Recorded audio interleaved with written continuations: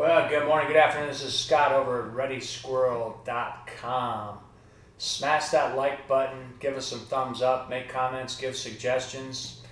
Let me know what you think. Let me know if there's any kind of content you'd like to see that I'm not covering. Today's article, How Long Can Dried Lentils Be Stored? Again, you can also check this article out over at ReadySquirrel.com. This is a pretty short article, so I think it's right around 1,400 words.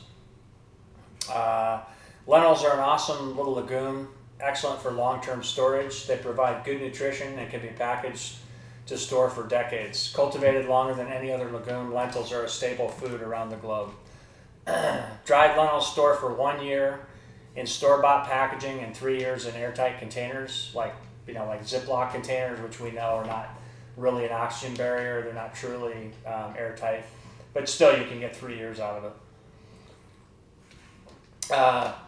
Dried lentils, not much different than the rest of the dried bean family. You can get 30 years to indefinite storage life if they're packaged in an oxygen-free environment, such as sealed mylar bag or food-grade pail with oxygen absorbers, or sealed in number 10 cans.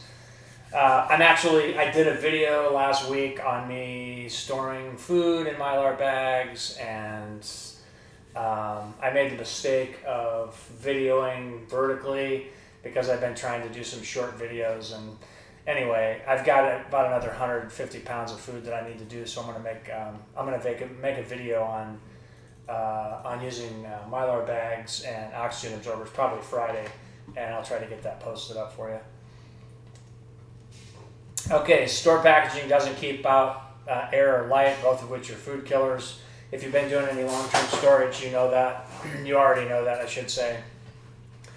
Tupperware and Ziploc containers are better than store-bought packaging, but they still don't provide a true oxygen barrier. For decades of shelf life, use mylar bags, food-grade pails, and oxygen absorbers to store your dry lentils. Storage environment for maximum shelf life of lentils. This is kind of going to be redundant for some of you. But the way these videos work is you never know, somebody that's new that wants to store lentils, they may show up. So I kind of have to do some redundancy. Storage environment's going to be the same as it is for 90% to 99% of long-term storage items.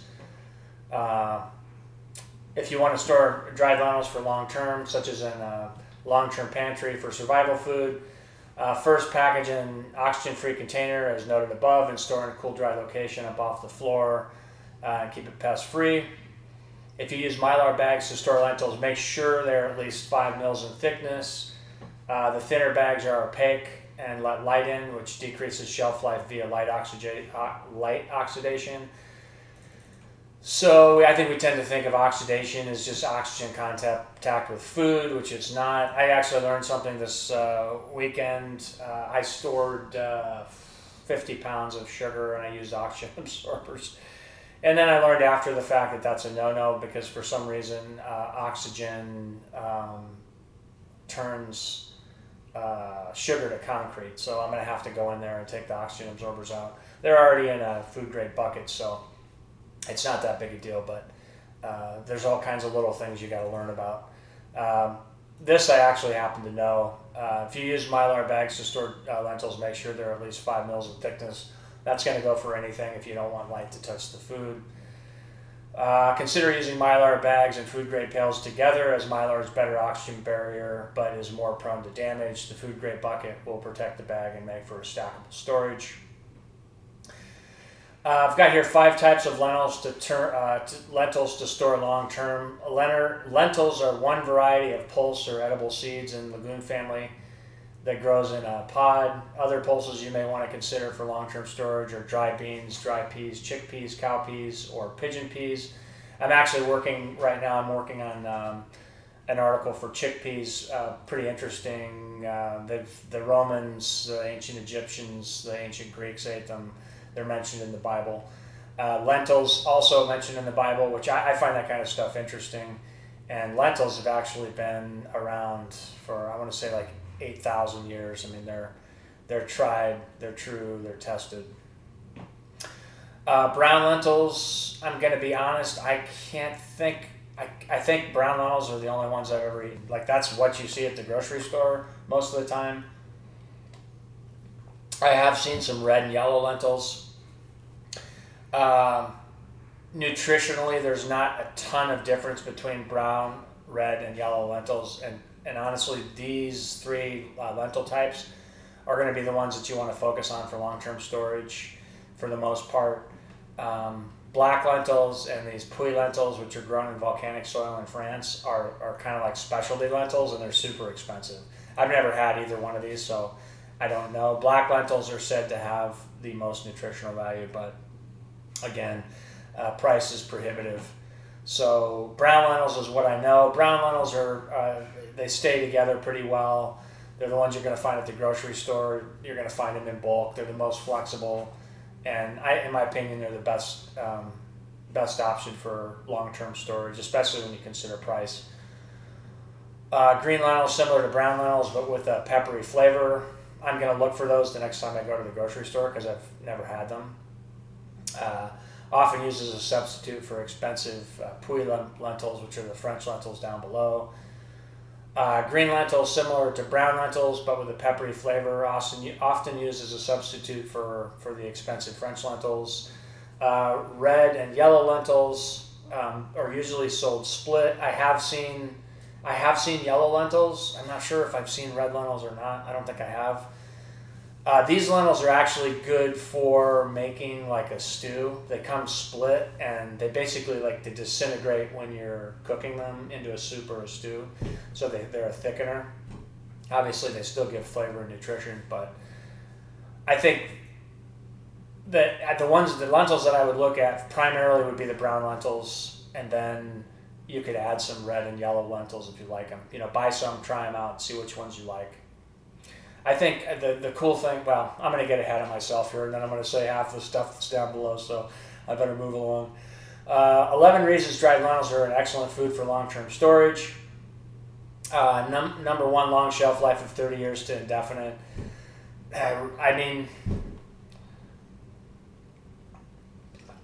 I've seen documents all over the map. If you just look up how long do dried lentils last, you're going to get a year. That's all they're going to say they last, because most people are storing them in the store-bought packaging, right? I think there's a lot of variables involved in food storage, but theoretically, if they're stored properly, cool, dry, the hermetic seal or the oxygen barrier holds, and you put enough oxygen absorbers in the bag, you should get 30 years and maybe more life out of the lentils. Store these little gems in cool, dry environment in an oxygen-free container, and your kids' will be eating them, especially in my case, as old as I am. It depends on how old you are, I guess. You can for sure get 30 years of shelf life, maybe longer. Lentils are superfood when it comes to long-term storage, decades of storage life, and high nutritional value. Lentils are flexible with other survival foods. Eat lentils with another super survival food, white rice, as an example. Stew lentils in curry or spices, add to soup or stew, or cook and eat in cold salads. Form into patties and fry like a hamburger. A lot of vegan types, people that eat vegan. I'm not vegan. I'm actually probably more of a carnivore than I am an omnivore. But you can form the lentils, the brown lentils, into patties, and then you can fry them like a hamburger. In a survival situation, that's kind of a good option because meat's probably going to be in short supply. Or you can add sauces. Lentils are also eaten in stews with garden produce, coconut milk, or ghee. You see a lot of lentils like in East Indian food. There's a food called dal that they use. And that is eaten in together with white rice, and it gives you like a whole protein. It gives you a full scale of amino acids. That's the one downside to beans is if you want to get it, if you want it to be well-rounded, you usually have to eat with 90% of the beans. You have to eat what's called a complementary protein, which is usually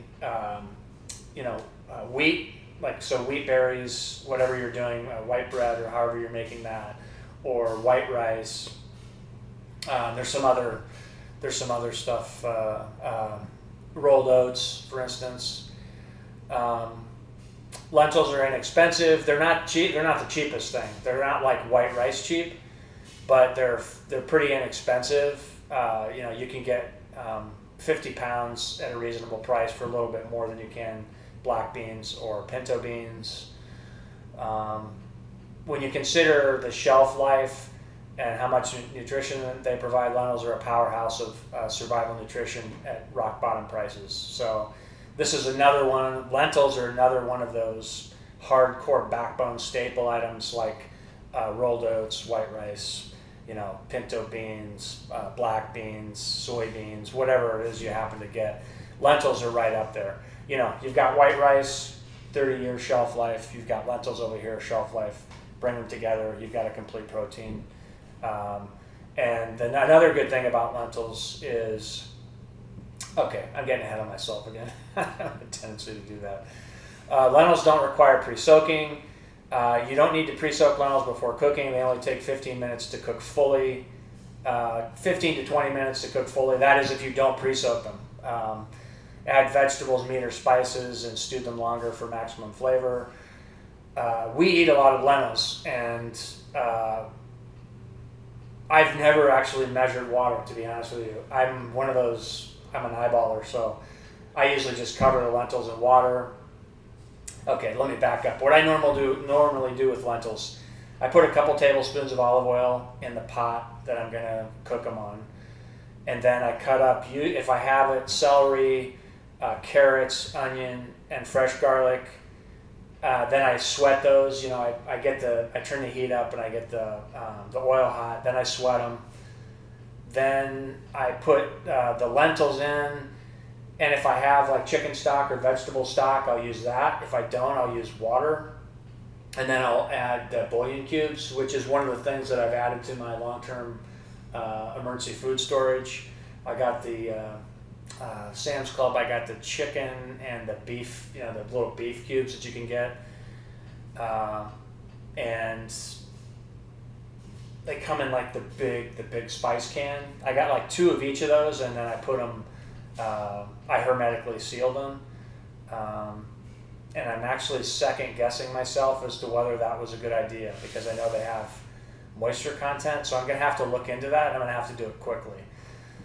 Anyway, long story short, I'm finding out things that I might be doing wrong along the way, which I guess is part of the learning process. If you're not doing something wrong, you're not doing anything. So I got off on a tangent again. Lentils, my point with that was lentils are really flexible, and they're very hearty. I consider them anything that I can put Tabasco, hot sauce, cayenne, potato, or pepper flakes, black pepper in, and eat it with rice. I'm golden. I mean, that's my favorite food. Overall, it's my favorite simple, cheap comfort food is anything that I can put Tabasco in, really. Lentils are a good meat substitute. Lentils are on par with steak for providing protein, but exponentially less expensive. Not to mention you can't store steak for 30 years unless it's freeze-dried. An expensive option. Lentils are an excellent plant-based protein source and provide carbohydrates, fiber, calcium, folate, and B vitamins. According to the USDA, 1 cup of boiled lentils provides 230 calories. So lentils aren't huge on calories. What they're huge on is nutrition and protein. Though nutritious, lentils should be eaten with a complementary food like white rice or wheat to obtain a full protein or full amino acid chain. That's what I was talking about before. That's something that I think is really big if you're vegetarian. You always have to be looking at complementary proteins, because if you're not eating meat, you're not getting the full amino acid chain. Lentils are excellent in meatless dishes. Vegans often use lentils as meat replacement. You may be a vegan, but meat is hard to come by in a survival environment. Combine lentils with dishes you don't have meat. When you don't have meat, or use lentils to stretch what meat you have on hand. These 2 things seem to be kind of like, I don't know, the same, but I consider them different. Because when I think of meatless dishes, I think of a cuisine like East Indian cuisine. They use a ton of lentils in their food. They use a lot of garbanzo beans, also known as chickpeas, which I'm doing an article on now.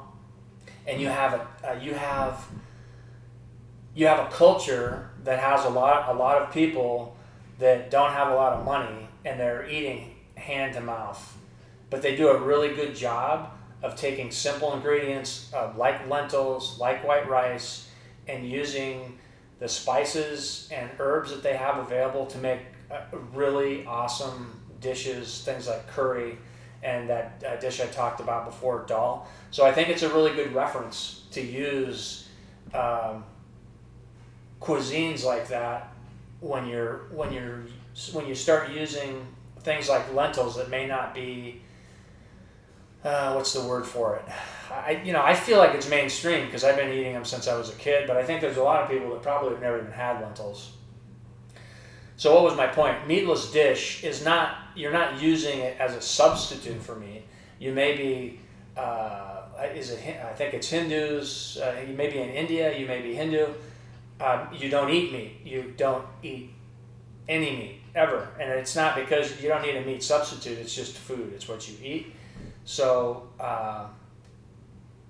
so the culture has grown up around eating dishes that provide the proper nutrition without using meat. I think that's what I meant. I got off on a tangent. Lentils can be sprouted. A big challenge of survival, especially cold weather survival, is a lack of fresh vegetables or herbs. Sprout lentils indoors during winter, and you have fresh greens. You don't need light to sprout through. You don't need light to sprout, though a little sun causes a flush of chlorophyll in the sprouts, which is good for your survival diet. Lentils, as can other beans, can be used to make gluten-free flour, grind into flour, used to bake fresh bread. A good alternative to wheat berries if someone in your group is gluten or intolerant, or if it's just it's a redundancy that's built in, something that you can shake it up with and, make your diet more interesting. It's good for survival morale. Lentils pair well with white rice. I know I've kind of already talked about this, but lentils and rice go well together, and they're both super pepper foods that store for 30 plus years. If you don't store rice, you should definitely consider storing it. It's probably the best overall food to store for long-term survival. And I say that because it's got a super long shelf life, it's super expensive, and of course I'm talking about the white rices, the basmati rice, the long grain white rice. I'm not talking about brown rice or rice that has a husk on it, because the oil content's too high and you're not going to get more than maximum 18 months shelf life out of it. Number 11, lentils are filling. I think this is can be underestimated, but it's super important. Beans in general are filling.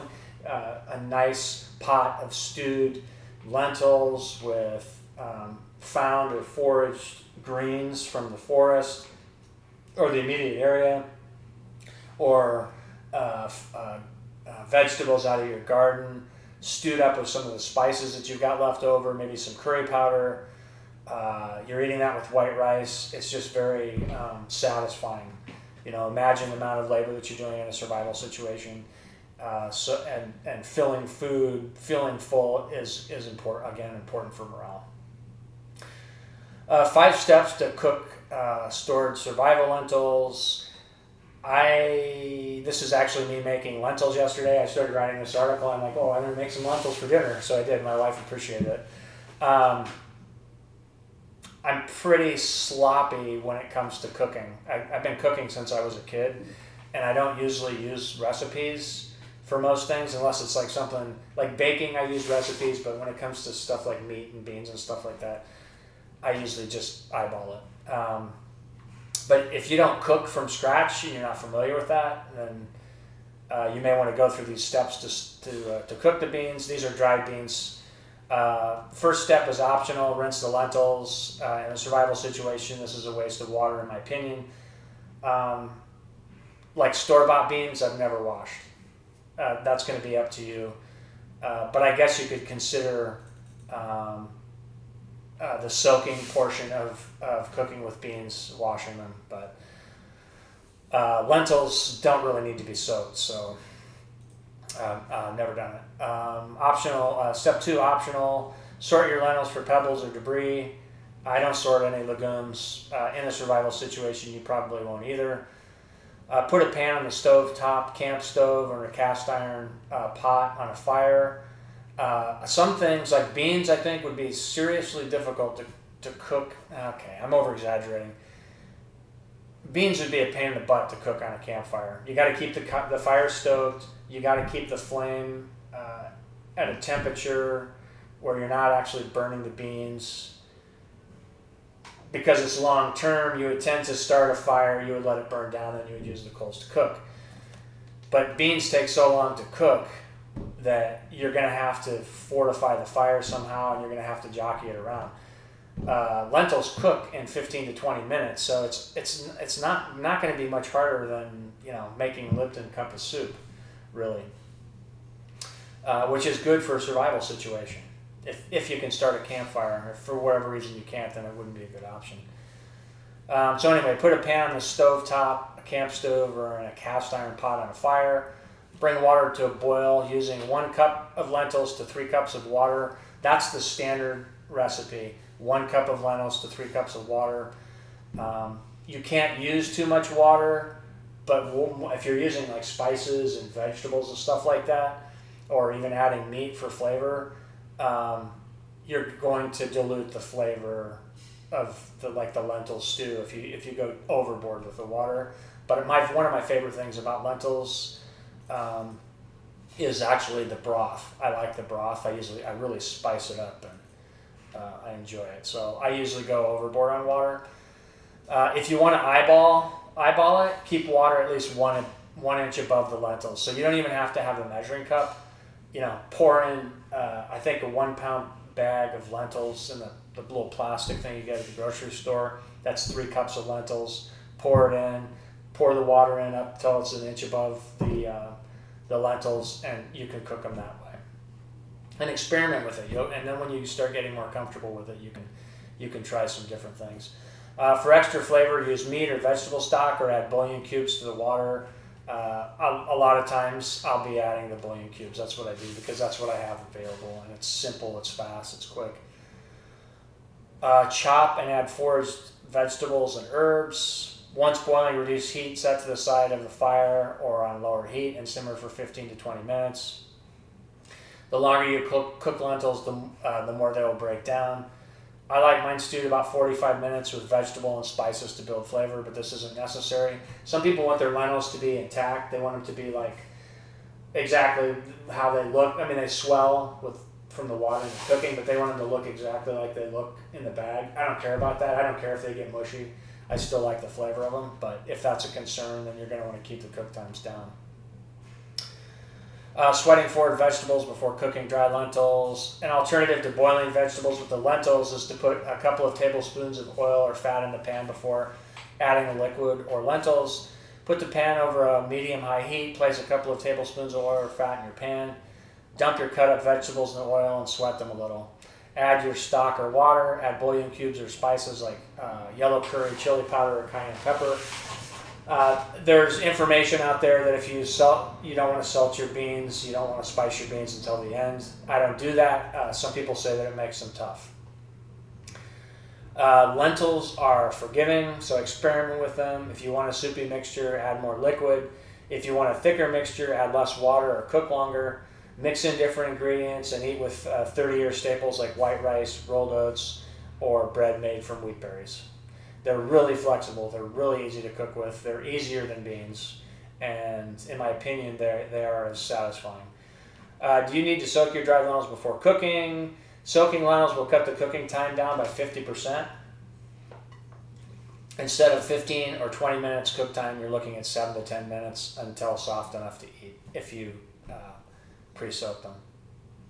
In a survival situation where resources like water are limited, pre-soaking is a good option. Pre-soaking will cut down on how much fuel you use. Less cook time, less fuel. Maybe not as much of an issue with wood, but if you're using like a propane stove or something like that.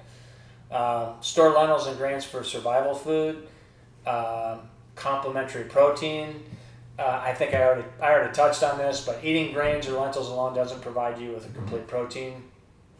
Eaten together, you get a full complement of amino acids. Grains like white rice, wheat berries, and rolled oats contain amino acids that lentils lack, and vice versa. So eat them together for a full protein. That dish that I was talking about before, I think DHAL, dal, it's both considered an ingredient in Indian cuisine, and it's also considered like a food or a meal. And it's almost always eaten with white rice. So thousands of years has taught the culture that you want to eat the stewed lentils with the white rice. You're healthier, you have more energy. So, I mean, in the old days, that's probably what we did. We just listened to our body. It's like, oh, I ate those things together and I felt pretty good. So, and the food was readily available, so that's what people ended up doing. I've got some sources down here, lentils.org, Lentils, Cooking Made Easy with Lentils, downloadable PDF.